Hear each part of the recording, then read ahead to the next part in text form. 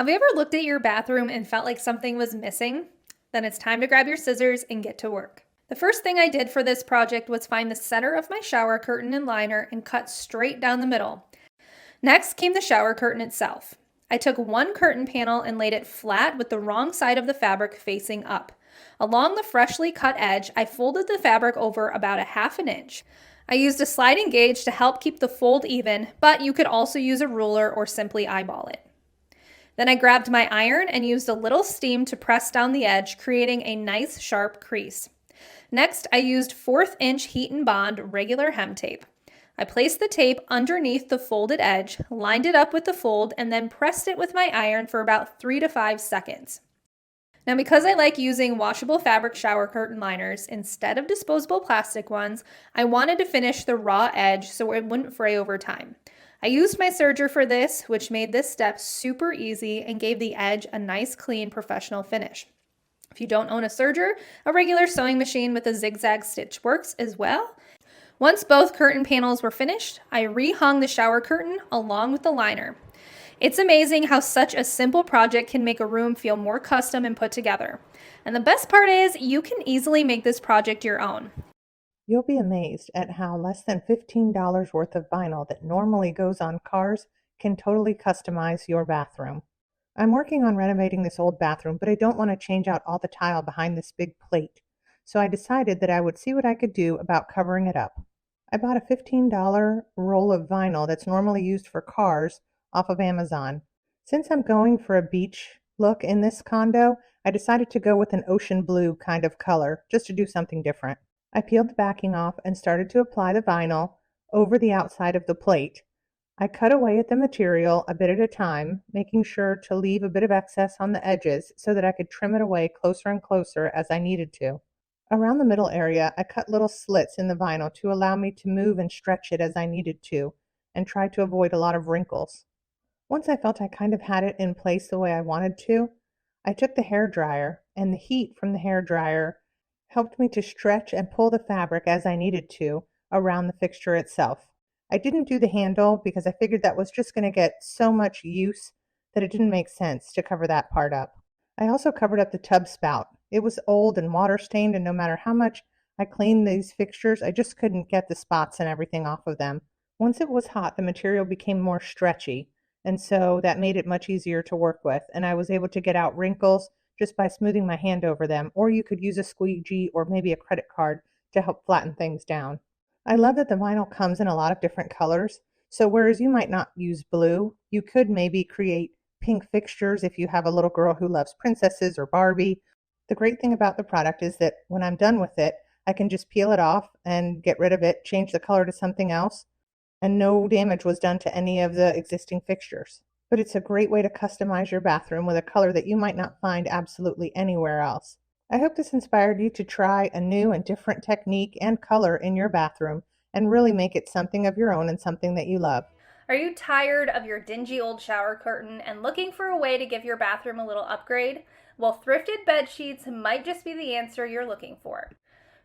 For this project, I first headed to the thrift store and searched for pretty tablecloths, curtains, and top sheets and found a few pieces I liked. To create my own shower curtain, I first cut the king-size top sheet down to 74 inches by 74 inches, leaving the top lace portion intact.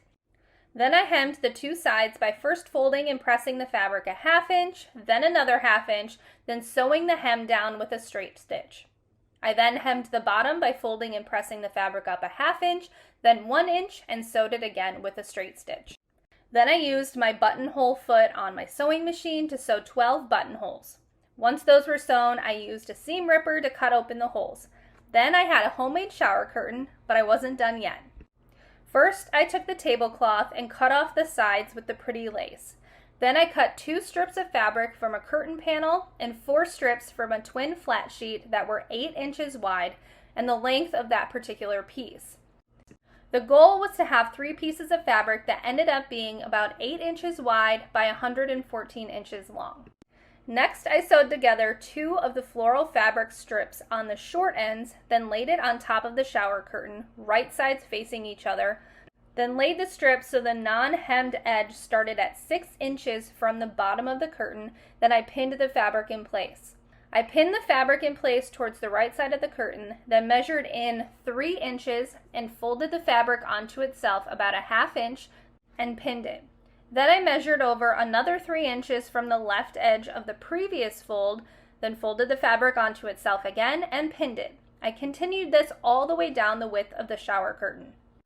I sewed the strip down using about a 1/4 inch seam allowance. Then I folded the fabric strip down so the bottom edge of the strip lined up with the bottom edge of the shower curtain. Then I pinned it in place, making sure it laid really nice and flat. Then I sewed down the top of the strip with a 1/4 inch seam allowance. I added one last strip of floral fabric on top of the second strip, then came the trim piece. Before adding the trim piece, I found the center of the shower curtain and placed a pin to mark it. Then I added the piece of lacy tablecloth to the shower curtain, lining the center of the large lace piece with the center mark. I folded the top edge down under the strip to create a hem.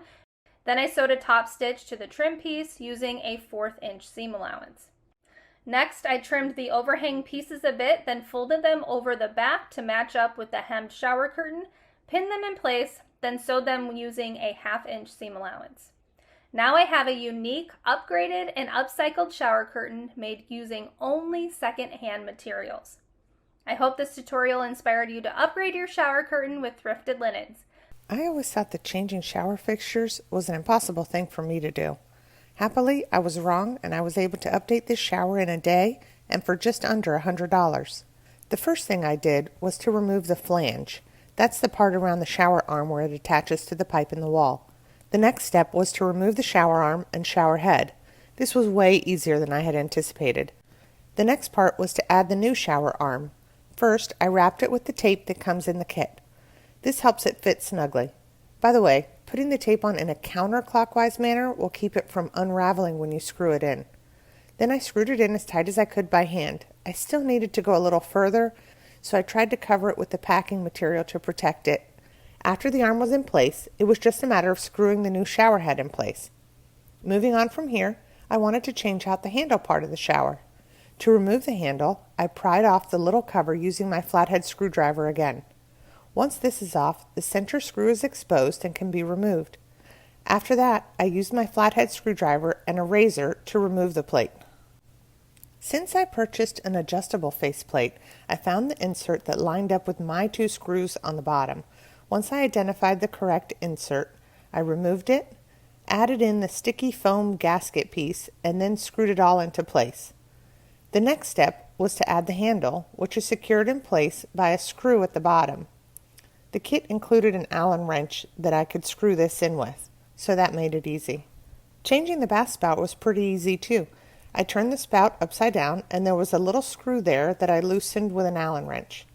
The next step was to pull off the spout. I was afraid to pull too hard, but adding a little lubricant spray did the trick and made it easy. I added an adapter for the new spout and then just screwed it into place. The last step was removing the block-off plate, which just involved my flathead screwdriver once again. I love that I was able to modernize and update this bathroom without having to change the tub and retile the whole thing. Just changing the fixtures out really made a big difference. I hope this inspired you to update your bathroom fixtures without fear. Thanks for watching Home Talk, and see you next time.